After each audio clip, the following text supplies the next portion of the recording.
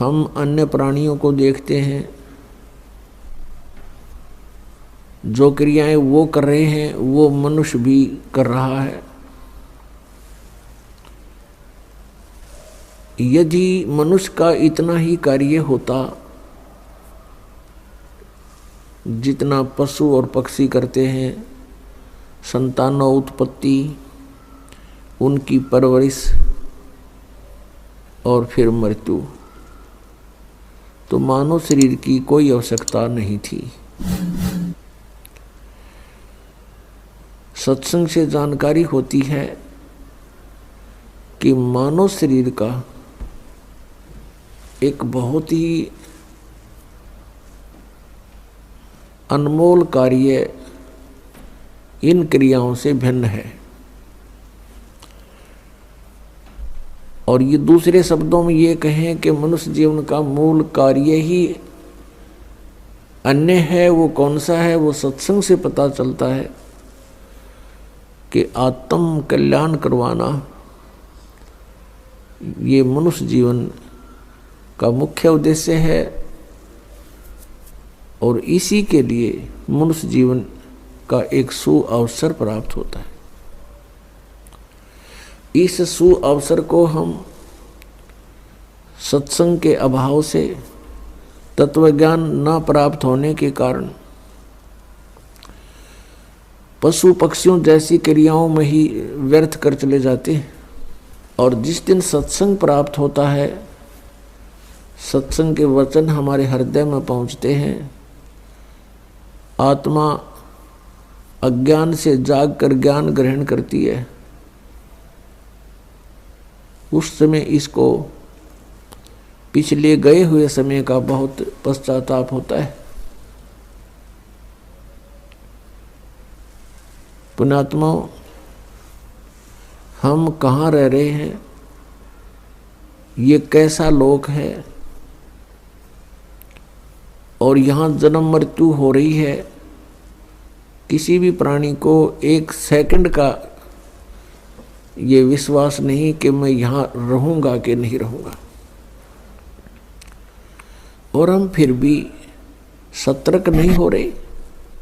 हमें हमारे अंदर डर नहीं रहा। इतना तो डर है कि मेरी मृत्यु ना हो जाए। अन्य की होती है तो कारण जानकर हम संतुष्ट हो जाते हैं कि कैसे मृत्यु हुई, रोगी था, अच्छा रोगी था। दूसरे की पता लगता है कैसे मृत्यु हुई, दुर्घटना हो गई, अच्छा दुर्घटना से हो गई। तो हमें ये चिंता नहीं बनती कि कभी ऐसा हमारे साथ भी होगा। तो ये सब कारण क्या है?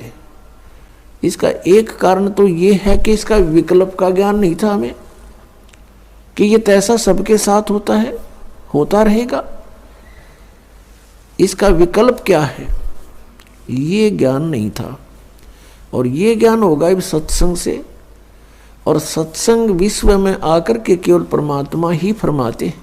पूर्ण परमात्मा ही स्वयं आकर के सत्संग यानी तत्व ज्ञान प्रचार करते हैं।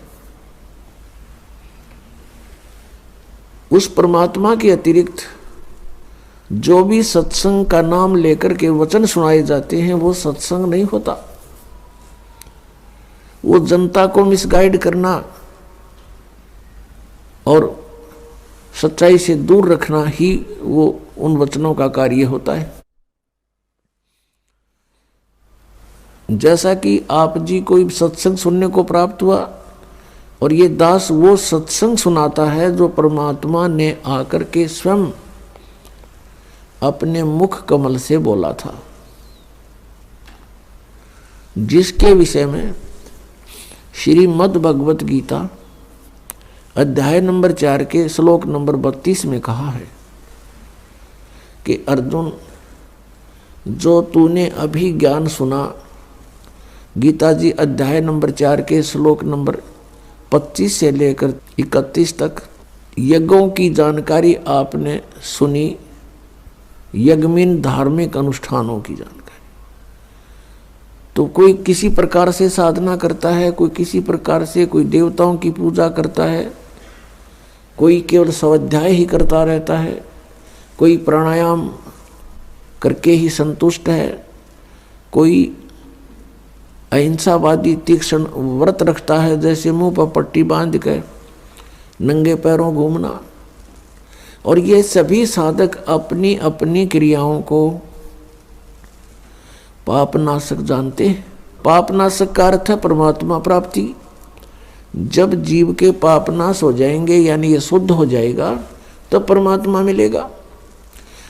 तो कहने का भाव ये है कि चौथे अध्याय के 32वें श्लोक में जो बताया है कि सभी साधक अपनी अपनी साधनाओं को सत्य मानकर यानी पापनाशक जानते हैं। यदि इनको ये पता चल जाए कि साधना व्यर्थ है तो कोई भी ना करे, उनको तुरंत त्याग देगा। तो यहाँ चौथे अध्याय के 32वें श्लोक में बताया है कि जो 25 से लेकर 31 तक धार्मिक अनुष्ठानों की जो जानकारी है यज्ञों की, इस प्रकार के विस्तार के साथ धार्मिक अनुष्ठानों की जानकारी सच्चिदानंद घन ब्रह्म की वाणी में विस्तार के साथ कहे गए हैं। यहाँ चौथे अध्याय के 32वें श्लोक में श्रीमद् भगवत गीता में के मूल पाठ में लिखा है कि ब्रह्मणे मुखे। यह अनुवादकर्ताओं ने गड़बड़ कर दी, ब्रह्मणे मुखे का अर्थ कर दिया इन्होंने। ब्रह्मणे मुखे का अर्थ गलत कर दिया, वेद की वाणी कर दिया, जबकि इसका अर्थ बनता है सच्चिदानंद घन ब्रह्म की वाणी। ब्रह्मणे मुखे का अर्थ सच्चिदानंद घन ब्रह्म की वाणी बनता है। श्रीमद् भगवत गीता अध्याय नंबर 17 के श्लोक 23 में इन्हीं अनुवादकर्ताओं ने